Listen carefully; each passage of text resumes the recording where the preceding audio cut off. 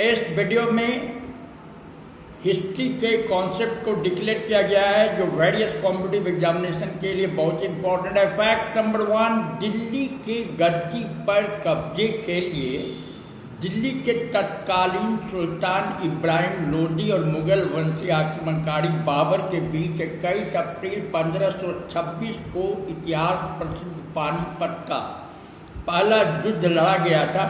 इस युद्ध में लोदी पराजित हुआ और बाबर दिल्ली की गद्दी पर आसीन होकर मुगल वंश के शासन की नींव रखने में सफल हुआ। फैक्ट नंबर 2, बाजीराव II 1796 से 1818 ईस्वी पेशवा वंशीय शासक था। वह राघोबा का पुत्र था और अंतिम पेशवा था। बाजीराव II अंग्रेजों की सहायता से पेशवा बना था।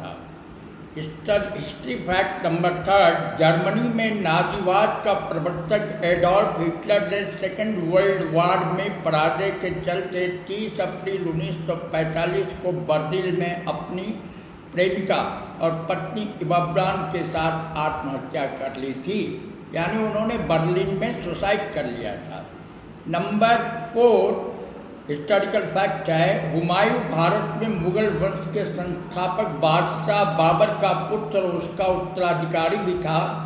29 दिसंबर 1530 को आगरा में 23 वर्ष की आयु में वह दूसरे मुगल बादशाह के रूप में राजगद्दी पर आसीन हुआ।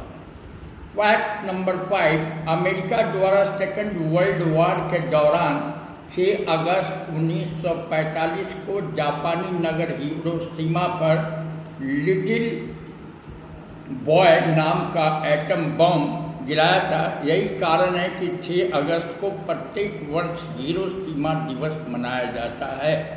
और फैक्ट नंबर 6, आगरे के किले का निर्माण मुगल बादशाह अकबर द्वारा 1566 ईस्वी में शुरू कराया गया था और 15 वर्षों का समय इसके निर्माण में लगा था।